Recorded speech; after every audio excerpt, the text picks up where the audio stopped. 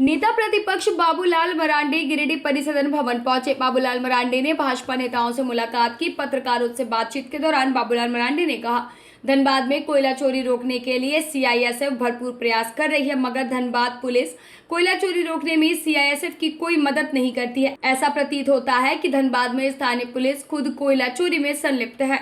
यहाँ खदान लीगल के बजाय इनलीगल स्तर पर चलाया जा रहा है। कोयला चोरी रोकना राज्य सरकार का कार्य है, जिसे केंद्र सरकार कर रही है। राज्य में एनजीटी लागू है, मगर अवैध बालू का कारोबार फल फूल रहा है और अवैध पत्थर का कारोबार जारी है। उन्होंने कहा कि यह राज्य में कानून व्यवस्था नहीं दिखाई देती। सर, किस तरीके से देख रहे हैं बगल के धनबाद में जिस तरीके से केंद्रीय एजेंसियां और केंद्र सरकार भी अवैध कोयला कारोबार पर लगाम कसने की तैयारी कर रहा है, उसको किस रूप में देखते हैं और आगे किस तरीके से आप कहेंगे कि कार्रवाई और तेज हो?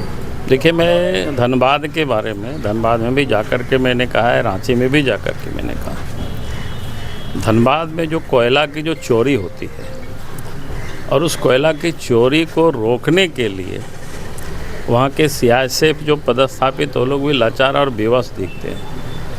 हमने वहाँ सीआईएसएफ के जो उस जोन के जो हेड होते हैं, उन्होंने वहाँ के एसपी को पत्र लिखा। एक बार नहीं, कई बार उन्होंने पत्र लिखा। उस पत्र की कॉपी आज भी मेरे पास है और विधानसभा में भी मैंने विषय को उठाया था। लेकिन वहाँ जो पुलिस कप्तान है, यानी सीआईएसएफ को मदद ही नहीं करता है, बल्कि एक प्रकार से उन लोगों को हतोत्साहित करता है।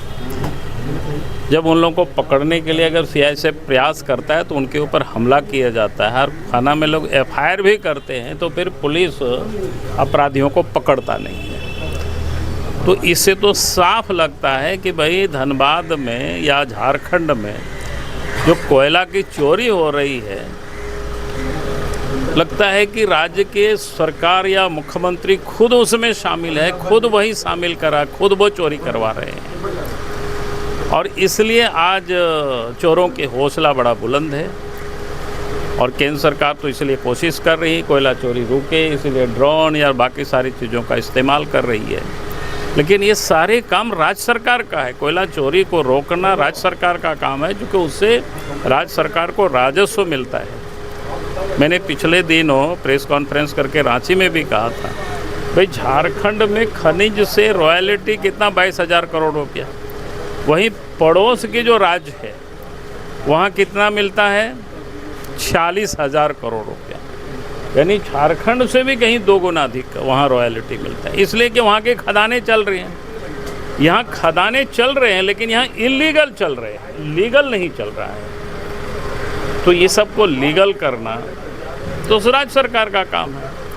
आपने देखा होगा बालू घाटों को भी इलीगल चलवा रहे हैं, पत्थर की खदान को भी इलीगल चलवा रहे हैं। तो ये राज्य सरकार को इस बात की चिंता नहीं, बल्कि वो जानबूझ कर के वो खनिज को वो लुटा रहे हैं। सर, राज्य में लाइन ऑर्डर व्यवस्था ध्वस्त। अरे सब कुछ ध्वस्त है राज्य में। सिर्फ हेमंत सोरेन और यहाँ के माफिया, यहाँ के अपराधी, दलाल, वो सारे लोग मस्त हैं।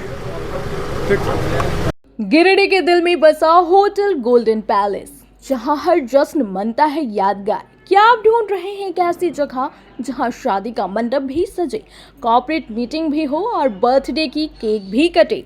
तो आइए, गिरिडीह के बीचों बीच होटल गोल्डन पैलेस है आपका वन स्टॉप सॉल्यूशन। एसी और नॉन एसी रूम्स, सभी सुविधाओं से लेस, भव्य पार्किंग, हरा भरा गार्डन और पूरी तरह एसी बैंक्वेट हॉल, आपके हर पल को स्पेशल बनाने के लिए आपके बजट में सुकून के साथ, क्योंकि आपकी खुशियों के पल को हम बनाते हैं यादगार। होटल गोल्डन पैलेस, सुकून का नया पता, IMS रोड, तिरंगा चौक, गैस गोदाम के समीप, गिरिडीह। आज ही बुक करें।